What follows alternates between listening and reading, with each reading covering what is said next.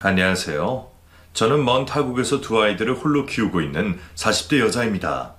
여러분들은 착하게 살면 복이 온다는 말을 믿으시나요? 요즘은 착하게 살면 호구만 잡힌다고 말하는 사람들도 꽤 많더라고요. 한땐 저도 후자처럼 생각을 할 때가 있었습니다. 착하게 살아봐야 다 무슨 소용이냐. 이용만 당할 뿐이지 착하게 살면 복이 온다는 말은 다 허물이라고 생각을 했었죠. 하지만 제가 지금 두 아이들과 먼 타국에서 부유하게 살 수 있게 된 유일한 이유 중 하나는 제가 한평생 착하게 살아왔기 때문이라고 생각을 합니다. 이렇게 살기까지 수많은 고난과 위기가 있었지만 결국엔 착하게 살아온 그 마음 하나 때문에 이렇게 살 수 있게 된 거라 생각하며 여러분들에게 제가 살아온 제 삶에 대해 이야기를 해보려고 합니다. 저희 친정 부모님은 두 분 다 인생을 망나니처럼 사셔서 저의 어린 시절은 상상도 못할 만큼 끔찍하고 가난했습니다. 아버지뿐만 아니라 어머니도 술을 좋아하셨고 두 분은 도박장을 제 집 드나들듯 하시는 분들이셨죠. 야, 김혜리, 너 학교 마치고 혜자 언니 집에서 아르바이트 한다면서 너 왜 그동안 나한테 말 안 했니? 엄마한테 말할 시간이 어딨어요. 저 학교 갈 때 주무시고 학교 다니면 안 계신데 언제 말하냐고요. 제가 뭐 편지라도 써서 전달해 드려야 했나요? 너 말하는 뽐새 봐라. 어디 엄마한테 감히 그딴 식으로 말을 해? 너 잔말 말고 지금까지 벌어온 돈 당장 내놔. 제가 그걸 엄마한테 왜 드려야 돼요? 그리고 저 그 돈들 이미 다 써서 없어요.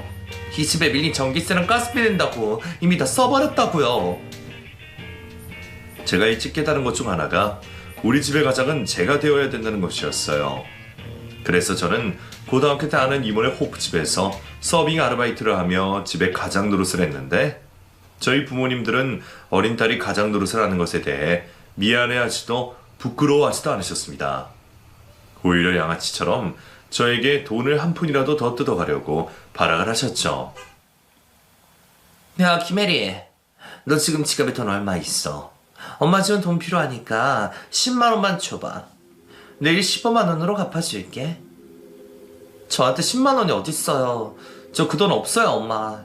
그리고 있어도 저랑 혜찬이 학교 급식비로 써야 돼서 못 들어요. 내가 내일 15만 원으로 준다니까? 당장 너 가지고 있는 돈 다 내놔. 엄마 달라고 하면 군말하고 줘야지. 넌 왜 이렇게 말이 많니? 내가 너를 그렇게 키웠어? 이 싸가지 없는 것 같으니라고. 아버지와 어머니는 도박과 술을 하기 위해 어린 제가 번 돈을 수시로 뜯어가셨습니다. 그런 불우한 어린 시절을 겪고 성인이 된 저는 집에서 도망을 갈 생각은 하지 못하고 성인이 되어서도 저희 집 가장이 되어 아버지와 어머니 그리고 남동생을 먹여 살렸습니다.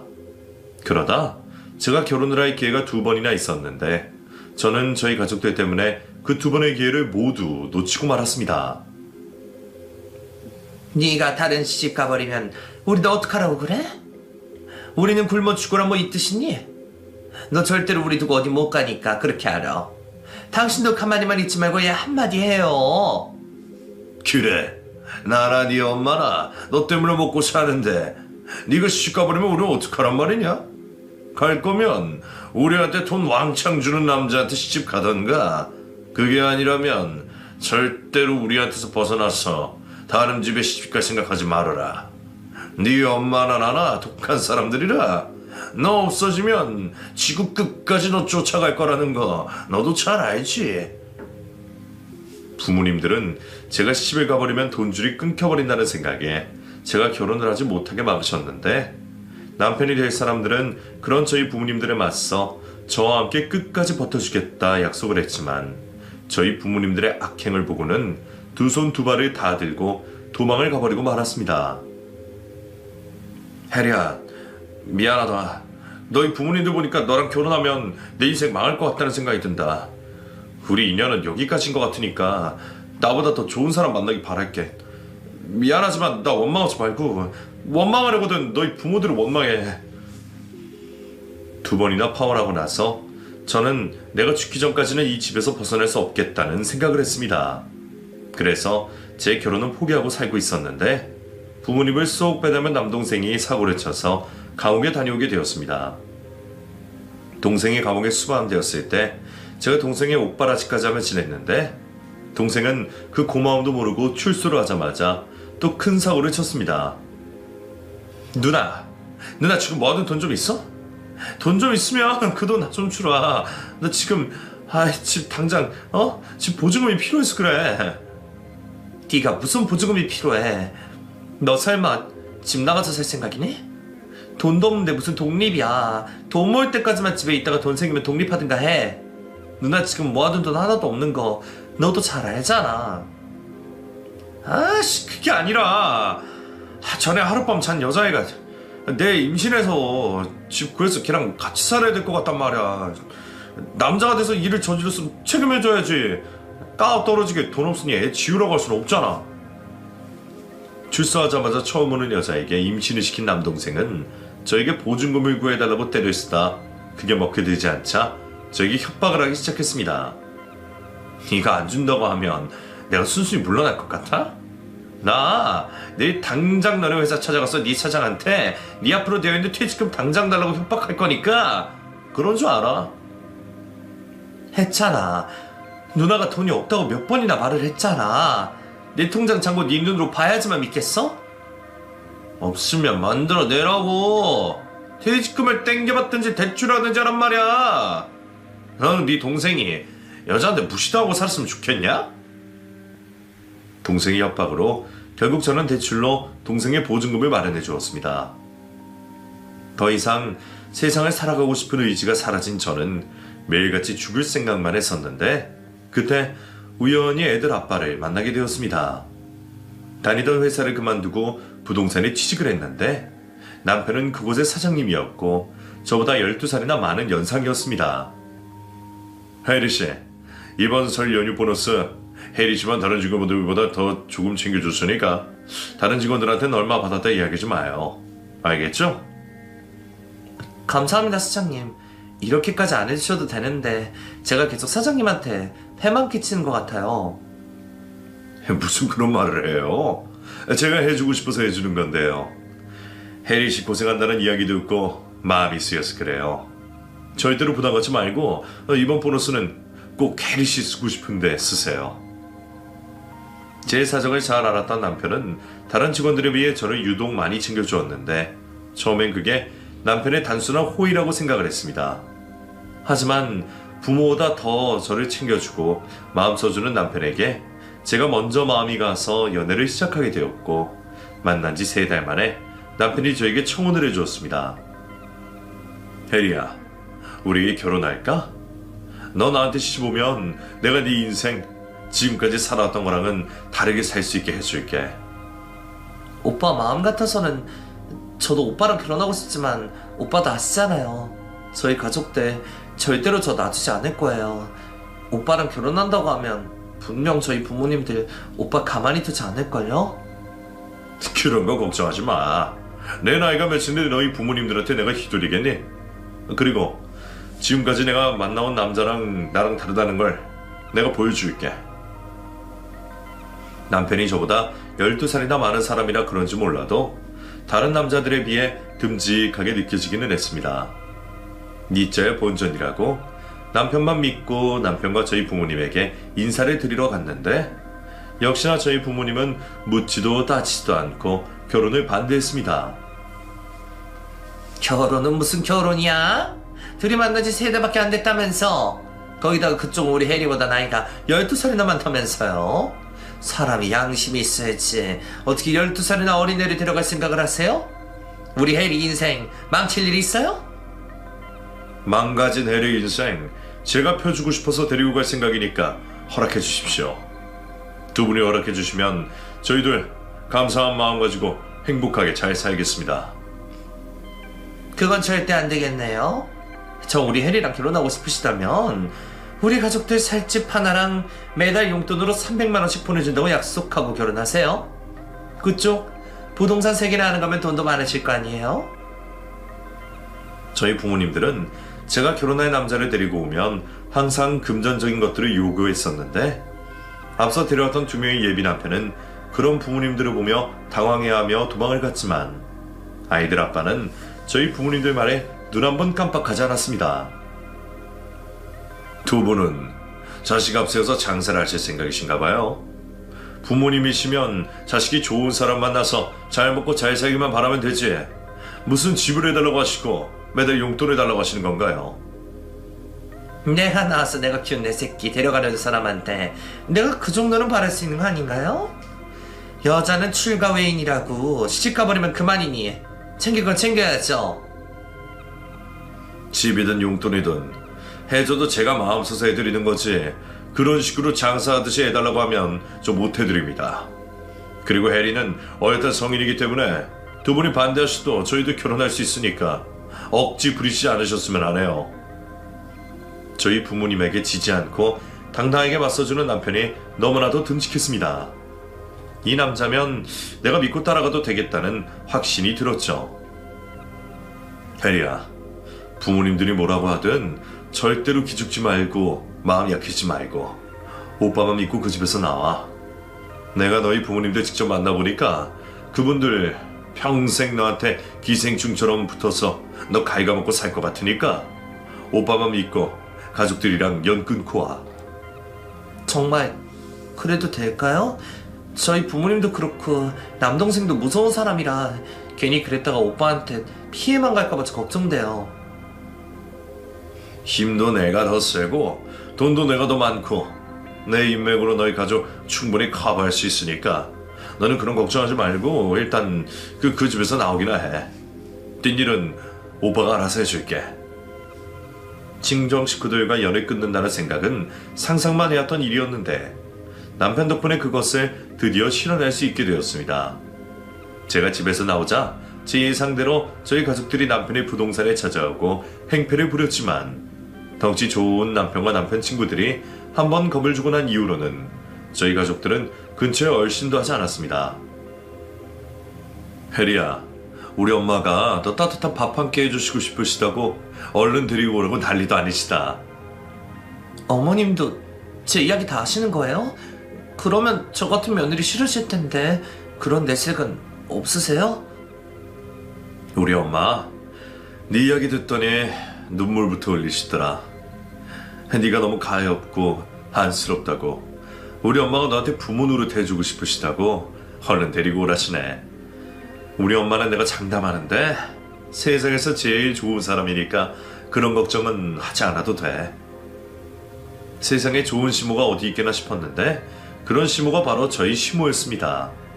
처음 시모를 만난 날 시모는 저를 보자마자 눈물을 흘리며 자신의 품에 저를 꼭 안아주셨습니다. 이 지환이한테 이야기 들었다. 여기까지 오느라 고생 많았지? 앞으로는 좋은 일만 있을 거니까 걱정하지 말아라. 지만이랑 내가 너 꼭 끝까지 지켜주마. 저는 저를 꼭 안아주고 저를 지켜주겠다는 시모 품에서 한참을 울었습니다. 부모의 따뜻한 품이란 이런 건가 싶은 생각도 들었죠. 여기 종이에다가 너 좋아하는 음식들이랑 먹고 싶었던 음식들 적어봐라. 내가 시간 날 때마다 혜린이가 먹고 싶다는 거 다 해줄 테니까 10개든 100개든 생각나는 대로 다 적어봐. 혜리야, 우리 엄마 전라도 출신이라서 음식 솜씨가 장난 아니야. 내가 이렇게 덩치 큰 것도 나 어릴 때 엄마가 잘 먹여서 그런 거라니까. 먹고 싶은 거 있음 우리 엄마한테 말만 해. 저를 가엾게 여긴 시모는 저를 엄청 살뜰하게 챙겨주셨습니다. 저의 생명의 은인이라고 해도 과언이 아닌 남편과 선뜻 저희 부모가 되어주는 시모를 보며 저는 두 사람에게 평생 은혜를 갚으며 살아야겠다고 다짐을 했습니다. 하지만 저는 늘 시모에게 신세만 질 뿐이었습니다. 세아가, 너 산후조리원에서 나오면 내가 너희 집 들어가서 애 100일 될 때까지 도와주고 싶은데 그래도 괜찮겠니? 네가 불편하면 안 가고 내가 가도 괜찮으면 들어가마. 어머님이 와서 도와주시면 저야 감사하지만 그러면 어머님이 많이 힘드시잖아요. 연세도 있으신데 어머님 혼자서 저랑 아기랑 둘 다 보는 거 힘드시지 않으실까요? 너 나 아직 팔팔한 건 몰라서 그랬니?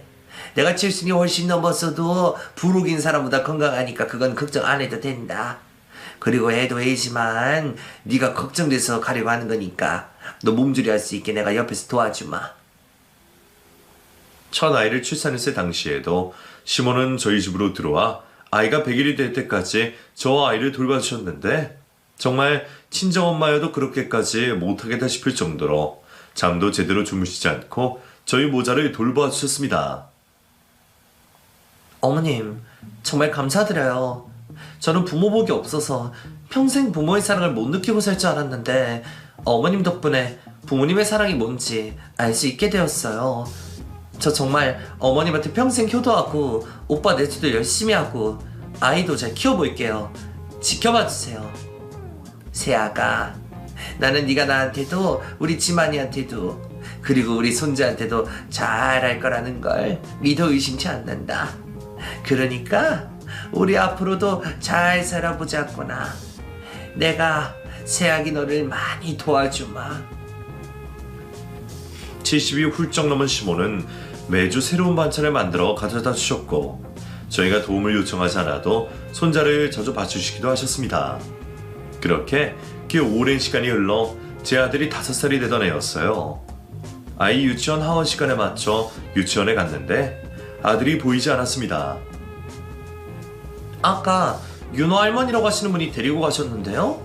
항상 데리러 오던 할머니가 아니어서 누구시냐고 물어봤더니 외할머니라고 해서 의심 않고 윤호 맡겼는데 제가 실수한 걸까요? 윤호 외할머니라뇨.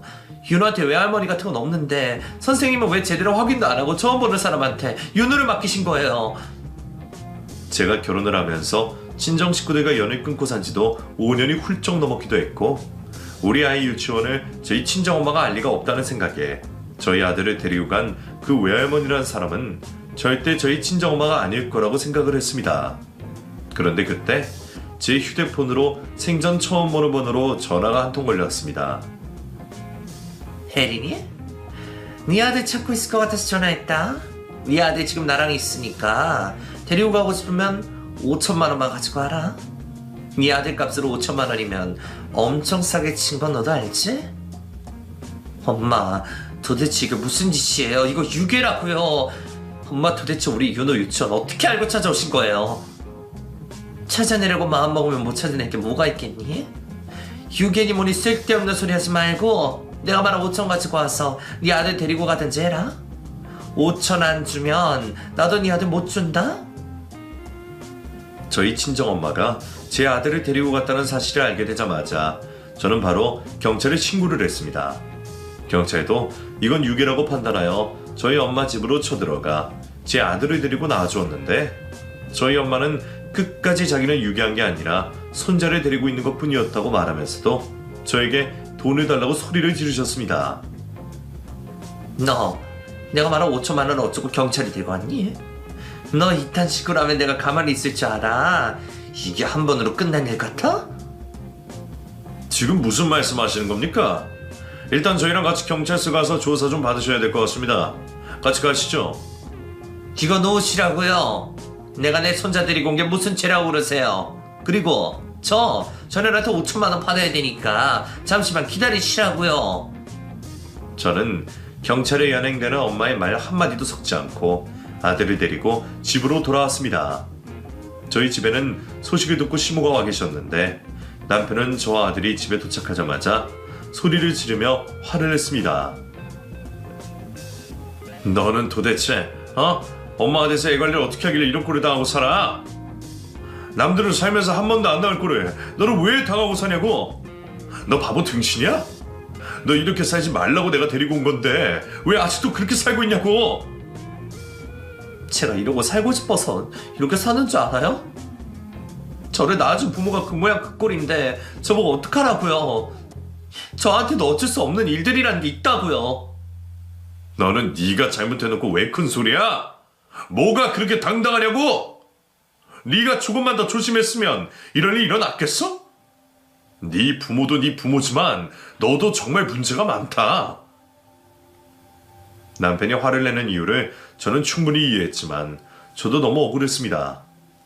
남편이 화를 내는데 더 이상 대꾸도 못하고 눈물만 흘리고 있자 시모가 저에게로 달려와 저를 안아주며 저 대신 남편에게 화를 내주었습니다. 에미도 놀랐을 텐데 너는 왜 꾸준히 에미 탓을 하는 거야?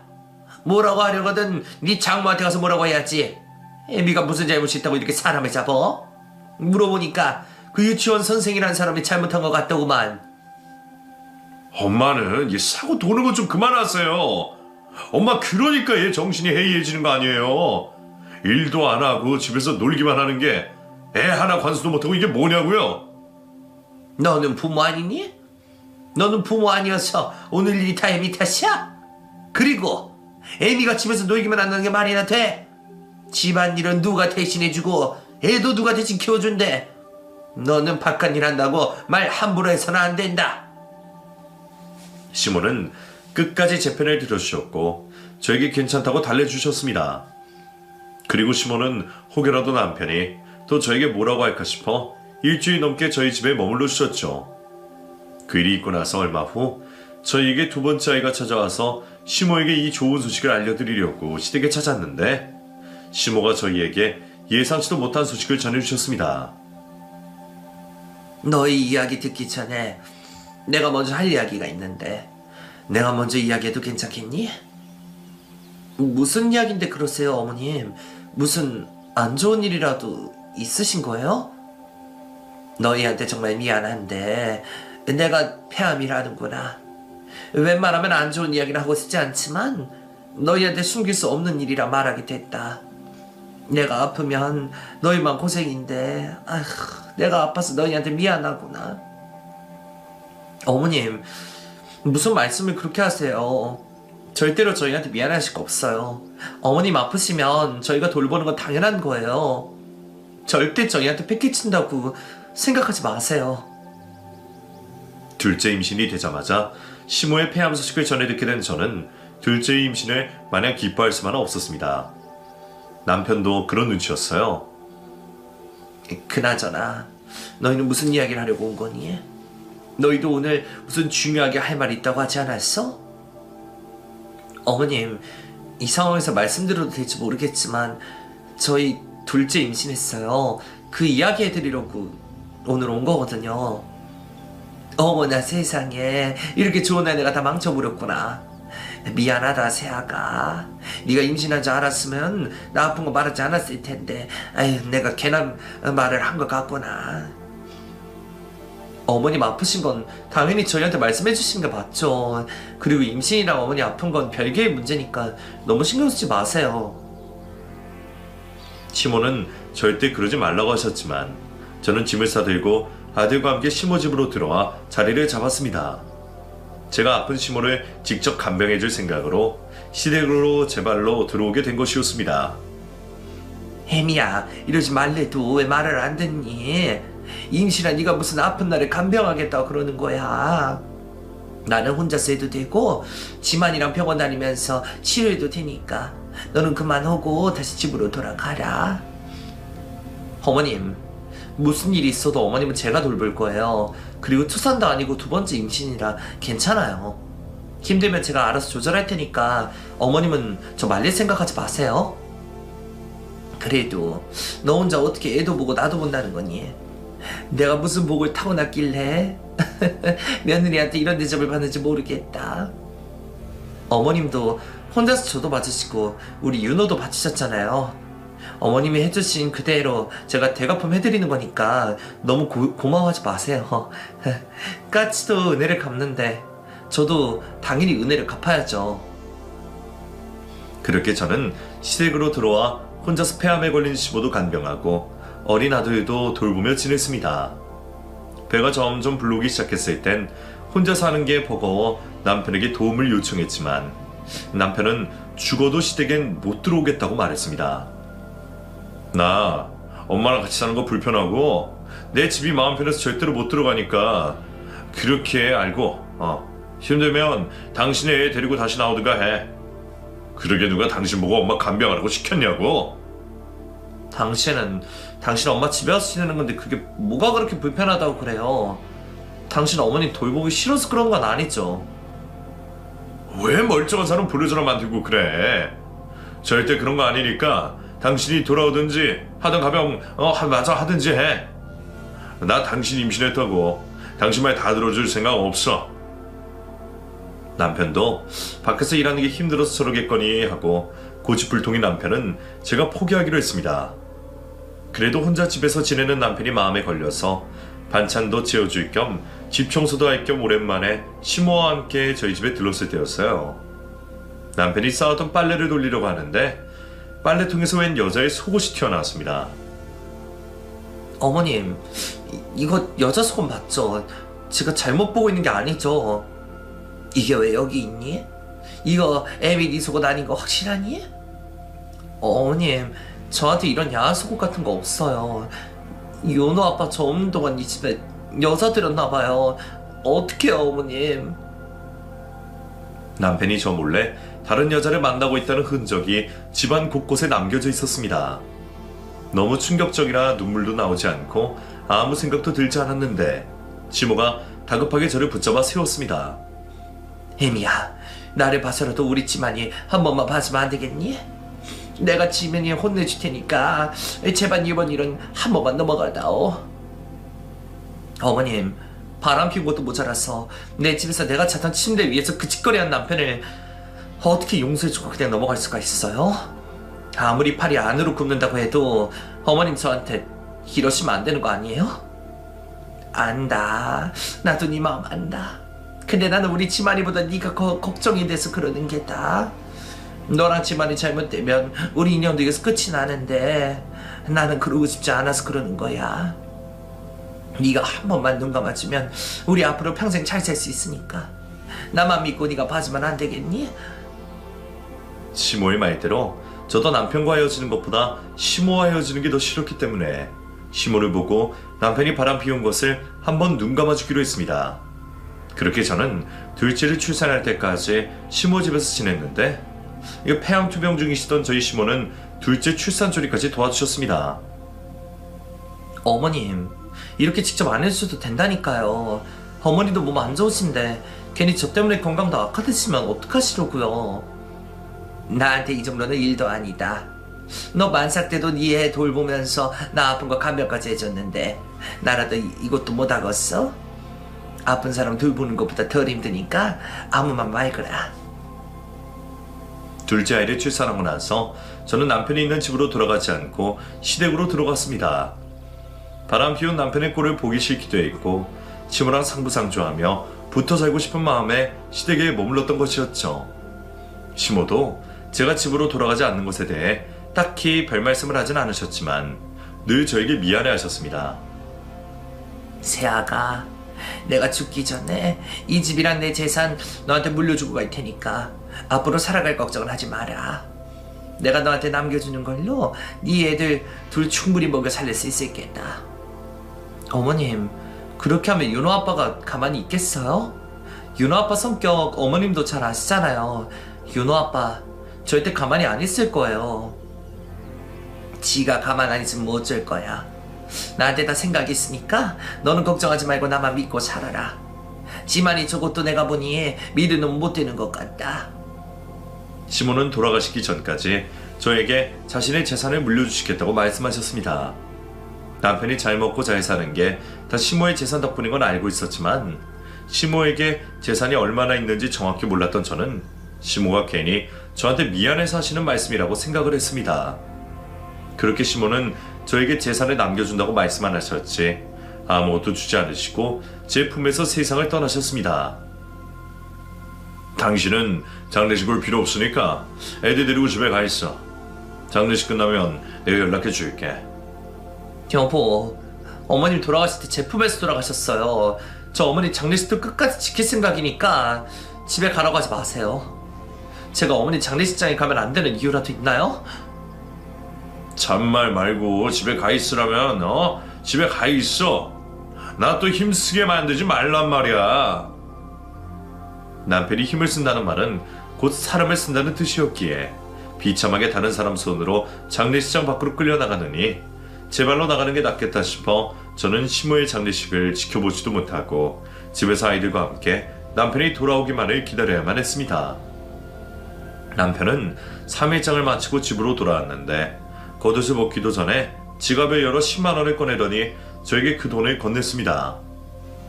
이거 당신 친정하는데 차비로 쓰도록 해. 이 정도면 택시 타고 가고도 남는 돈이지. 친정으로 가라니요. 당신 지금 저 쫓으시는 거예요? 엄마도 돌아가신 마당에 당신이 여기 있을 이유가 뭐가 더 있어? 당신 나 다른 여자 만나고 있는 거 알지? 걔랑 이 집에서 살림 앞져서 산 지도 한참 됐으니까 안방 차지하지 말고 그만 나가줘. 여보, 어머님 돌아가신 지 얼마나 됐다고 기다렸다는 듯이 저를 내쫓아요. 그리고 아무리 그래도 이런 식으로 내쫓는 건 아니죠. 저 우리 애들 두고 못 가요. 남편에게 내쫓기더라도 아이들은 데리고 가려고 했지만 남편은 저를 강제로 현관문 밖으로 밀어내버렸습니다. 애들은 지금 만나는 사람이 잘 키워주기로 나랑 약속했으니까 걱정하지 말고 돌아가. 그 사람 초등학교 선생이고 똑똑해서 당신보다 애를 더 잘 키울 거야. 애는 친엄마가 키워야죠. 제가 애들 데리고 갈 거니까 애들이라도 주세요. 재혼은 걷지도 못하는데 이렇게 저랑 떼어놓으시면 어떡해요. 애들 한 살이라도 더 어릴 때 떨어진 게 낫지 않겠어? 그리고 너 애들 키울 능력도 없으면서 무슨 애들이 데리고 가겠다는 거야? 설마 우리 애들 데리고 너희 친정집에 데려갈 생각은 아니지? 우리 애들 친엄마 없이 살아도 돈 많은 나라 새엄마를 사는 게 훨씬 나으니까 애들 생각해서라도 조용히 이 집에서 나가. 아픈 시모가 죽자마자 기다렸다는 듯이 10만 원을 쥐어주고 맨몸으로 쫓아내는 남편이 너무나도 미워 저도 미련 없이 떠나고 싶었지만 아이들을 두고 그냥 갈 수가 없었습니다. 그래서 저는 일주일 넘게 집 앞에서 남편에게 문을 열어달라고 애원을 했는데 남편은 결국 또 사람을 써서 저를 아파트 단지 내에서 쫓아냈습니다. 한 번만 더 이 근처에 얼씬거리면 오늘처럼 조용히 안 보내드리니까 그렇게 알고 곱게 들어갔어요. 형수님도 지만의 형님 성격 아시죠? 형님 지금 한계에 다다르셨어요. 덩치 큰 사내들의 협박에 이기지 못한 저는 한참을 고민하다 일단 연을 끊고 살던 친정으로 들어가기로 했습니다. 친정은 죽어도 가기 싫었지만 10만 원을 가지고 제가 갈 수 있는 곳은 그곳뿐이었죠. 제가 멍하니 아파트 단지 입구에 서 있는데 아파트 안에서 택시 한 대가 나오더니 제 앞에서 섰고 기사님이 창문을 내려 저에게 소리치셨습니다. 저기요, 거기 멍하니 서 있지 마시고 일단 올라타세요. 일단 타라는 기사님의 말에 저는 홀린 듯 그 택시에 올라탔습니다. 그리고 친정집이 있는 동네로 가달라고 말을 하고 멍하니 창문 밖을 바라고 있는데 어느 순간 제가 고속도로에 올라탔다는 걸 깨달았습니다. 기사님, 지금 어디로 가시는 거예요? 이 길은 제가 가달라고 했던 곳으로 가는 길이 아니잖아요. 지금 저 납치하신 거예요? 제가 다 그 어른이 납치해서 뭐하답니까? 제 나이도 지금 70이 넘었습니다. 순자누님 며느님 되시죠? 저랑 같이 가야 하실 곳이 있어서 아파트 앞에서 일주일 내내 기다리고 있었습니다. 저희 시어머님을 아시는 분이세요? 누구신데 저를 기다리고 계신 거죠? 그럼 저희 남편도 잘 아시겠네요. 잘 알죠. 근데 지만이 그놈한테는 볼 일 없고 며느님한테만 볼 일이 있어서 왔습니다. 저 나쁜 사람 아니고 도착하면 다 이야기해 드릴 테니 조금만 기다려 주세요. 순간 택시기사님에게 납치를 당하는 줄 알고 경찰에 신고를 하려고 했는데 택시기사님은 돌아가신 저희 시모와 저희 남편을 잘 아는 사람인 것 같아 저는 일단 정체를 모를 택시기사님을 믿고 따라가기로 했습니다.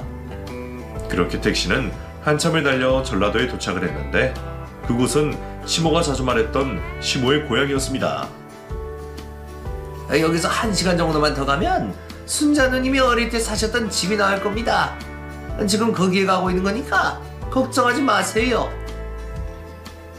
택시기사님 말대로 택시는 어느 산골집에 도착을 했는데 한참을 비오던 것 같은 빈집으로 저를 데리고 가셨습니다. 도대체 여기서 뭘 하려고 저를 데리고 온 건가 싶었는데 택시기사님은 말도 없이 마당 앞에 있는 작은 텃밭을 미친 듯이 파기 시작했습니다. 죄송한데 지금 여기서 뭐 하시는 거예요? 뭐 때문에 저를 여기에 데리고 오신 거죠? 누님이 자기 죽으면 여기를 바보라고 하셔서 그러고 있는 중입니다. 누님이 여기 뭔가를 둔 것 같은데 뭔지 같이 확인 좀 해봅시다. 택시기사님은 한참 동안 텃밭을 파시더니 갑자기 소리를 지르셨습니다. 그리고는 두 손으로 금괴 덩어리를 집어 올리셨죠. 믿을 수 없는 광경에 저는 텃밭으로 달려가 택시기사님이 파던 곳을 보았는데 그곳에는 개수를 셀 수 없을 만큼의 금괴들이 쌓여져 있었습니다. 이게 다 뭐예요? 어머님이 여기에 이런 걸 숨겨두신 거예요? 돌아가신 매형집이 그렇게 큰 부잣집이라고 하더니 그 금들이 다 여기에 숨어있었나 보네요. 이거 순자 누님이 저랑 며느님한테 남겨주신 유산입니다. 어머님이 저한테 남겨주신 거라고요? 그러면 기사님은 저희 어머님 동생 되시는 분이세요? 그제야 택시기사님은 자신의 정체를 밝히셨는데 택시기사님은 시모의 유일한 가족인 시모의 늦둥이 남동생이라고 하셨습니다. 순자 누님이 저를 아들처럼 키워주셨어요. 매형도 저를 엄청 아끼셔서 일본으로 유학도 보내주시고 했는데 매형 돌아가시자마자 이 지만이 그 녀석이 저런 누님을 못 만나게 만들어준 뭐예요? 애들 아빠가 도대체 왜요? 삼촌이 저희 어머님한테 무슨 잘못이라도 하셨어요? 그게 아니라 제가 계속 누님이랑 잘 지내면 누님한테 있는 재산 저랑 나눠 가져야 될까봐 그놈이 저를 누님 근처에 오지도 못하게 만들더라고요. 누님이 그걸 알고 돌아가시 직전에 저한테 연락을 주셨어요. 아들이 잘못 키워서 미안하다고 본인 죽거든 며느리 데리고 집 앞 텃밭 좀 파보라고 하시더라고요. 그러시면서 거기 있는 건 저랑 며느님 둘이서 나눠 가지면 된다고 하셨어요. 남편의 외삼촌 되는 분은 금괴덩어리를 바닥에 내려놓고 어이없다는 듯이 웃으셨습니다. 제 눈으로 보고 제 귀로 듣고도 그 상황을 바로 받아들일 수가 없었습니다. 누님이 그러시더라고요. 집안이 그놈이 누님 죽으면 자기 쳐도 버릴 놈이라고 저보고 잘 좀 부탁한다고 말이에요. 우리 누님 잘 현명하시죠? 이럴 줄 알고 이런 것까지 다 대비해 두셨으니 말이에요. 아무리 미운 자식이라고 해도 이런 건 지 자식인 지민이한테 넘겼을 수도 있을 텐데 끝까지 우리 걱정하는 누님에게 참 감사하네요. 남편 외삼촌의 말에 저는 그 자리에 주저앉아 오열을 하고 말았습니다. 돌아가신 시모는 다 알고 계셨습니다. 본인 돌아가시면 제가 자신 아들에게 버려질 것을 말이죠. 누님의 유언대로 이건 며느님이랑 저랑 반반씩 나누면 될 것 같습니다. 그래도 되겠죠? 당연하죠. 저는 삼촌한테 감사하다는 말씀을 드려야 될 것 같아요. 사실 저한테 끝까지 말 안 하시고 이걸 삼촌 혼자서 다 가져가실 수도 있으셨을 텐데 끝까지 저 기다려주시고 이곳까지 데려와 주셔서 정말 감사드려요. 누님이 마지막으로 저한테 남기신 유언인데 동생으로 지켜드리는 게 돈이라고 생각합니다. 그리고 저는 제 것이 아닌 것에 욕심이 없어서요. 그리고 누님한테 이야기 들어보니까 며느님이 임신한 상태로 혼자서 간병까지 했다는데 그에 대한 보상은 받아야 되지 않겠습니까? 저야말로 우리 아픈 누님 봐줘서 감사하다고 말씀드리고 싶네요. 저는 남편의 외삼촌이 공평하게 나눠준 시모의 금괴를 들고 서울로 올라와 우리나라에서 제일 유명하다는 이혼 전문 변호사를 선임했습니다. 시모가 남겨준 금괴 덕분에 저는 그 돈으로 남편에게서 아이들을 데리고 올 수 있게 되었는데 남편이 제가 가지고 있는 자금의 출처를 캐물었습니다. 너 그 돈 어디서 난 돈이냐? 설마 우리 엄마가 나 몰래 너한테 물려준 재산 있는 건 아니겠지? 어머님이 저한테 물려주신 게 있었으면 당신이 아직까지도 모르고 있었을까요? 그리고 당신 저한테 어머님 재산 물려주기 싫어서 어머님 살아계신 내내 감시했었잖아요. 내가 모르는 엄마의 현금이 있었을 수도 있고 우리 아버지가 남겨준 금괴가 있었을 수도 있을 거라고 생각하는데 너 그거 받은 거 아니야? 남편 입에서 금괴라는 말이 나오자마자 살짝 움찔하긴 했지만 저는 끝까지 태어난 척 모르는 척 잡아댔습니다. 금괴라뇨? 어머님한테 무슨 금괴가 있었어요? 돌아가신 아버님이 금괴 장사하셨나봐요? 우리 아버지가 창고에 금괴를 쌓아두고 살았다는 소문이 있었거든. 근데 아버지가 돌아가시고 나서 그 금괴가 감쪽같이 사라지고 안 보인단 말이지. 너 그거 네가 받아간 거 아니야? 저는 금괴 금자도 못 봤는데요. 어머님이 매일같이 하고 다니시던 그 금가락지도 구경 못하고 당신한테 쫓겨났는데 금괴는 무슨 금괴예요. 아버님이 워낙 잘 사시다 보니까 헛소문한 것 같은데 괜한 생사를 다치 말고 가시던 길 가세요. 제가 끝까지 모르는 척을 하자 남편은 더 이상 추궁을 하지 않고 돌아갔습니다. 남편과 이혼 과정 중 정말 웃겼던 사실 하나 말씀드리면 남편은 아이들의 양육권을 달라는 저의 말에 단 한 번도 거절하지 않고 바로 저에게 양육권을 넘겼습니다. 아이씨, 애들 때문에 지금 같이 사는 와이프랑 너무 싸서 안 되겠더라고. 애들은 그냥 네가 데려가는 걸로 해. 제가 애들 데려가면 양육비는 매달 보내주시는 거죠? 그리고 당신은 한 달에 한 번 정도 애들 만나는 걸로 해주세요. 애들 2번 다시 안 볼 테니까 양육비 안 받고 애들 네가 데려가는 걸로 하는 게 어때? 괜히 애들한테 양육비 보내고 만나고 그러면 나 또 부부싸움 하게 될 것 같거든. 너는 애들만 데려가면 되니까 내 조건 받아들일 거지? 너도 내가 애들 자꾸 만나는 거 싫을 거 아니야. 지 자식이 어떻게 되는 바람난 여자랑 잘 살고 싶어하는 남편의 얼굴에 침이라도 뱉어주고 싶었지만 남편의 제안만 받아들이면 아이들의 양육권을 완전히 가져올 수 있다는 생각에 저는 화를 꾹 참고 남편의 제안을 받아들였습니다. 당신 죽을 때까지 우리 애들 앞에 나타나지 않겠다고 약속해주면 당신한테 양육비 안 받고 애들 데리고 가는 걸로 할게요. 너나 양육비 핑계대면서 돈 달라고 연락하지 마. 애들 네가 데려가면 죽이 되든 밤이 되든 네가 알아서 먹여 살려야 되는 거야. 알겠어? 그래도 나도 양심이라는 게 있으니까 양육비 명목으로 5천 정도 줄게. 이걸로 보증금 하든지 알아서 하고 괜히 멍청하게 또 네 친정 식구들한테 뺏기지나 말고 살아. 그렇게 저는 남편에게 5천만 원과 죽을 때까지 아이들 앞에 나타나지 않겠다는 남편의 각서를 받고 남편과 말끔하게 이혼을 하게 되었습니다. 그리고 저는 한국에 남아있어봤자 저희 친정 식구들이나 남편과 엮일 일만 생긴 것 같아 바로 이민을 알아보고 아이들과 머나먼 타국으로 이민을 와버렸습니다. 시모가 저에게 금괴를 얼마나 남겨주었는지 여러분들에게만 살짝 힌트를 드리자면 제가 죽을 때까지 먹고 살 걱정을 하지 않아도 될 정도로 남겨주셨습니다. 일단은 지금 당장 필요한 만큼만 팔아서 현금으로 들고 있고 나머지는 외국 유명 은행 금고에 고이 모셔두었답니다.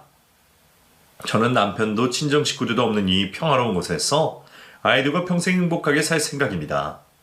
그리고 저는 아이들이 더 이상 아빠를 찾지 않도록 어린아이들에게는 아빠는 죽은 지 오래라고 말하며 키우고 있답니다.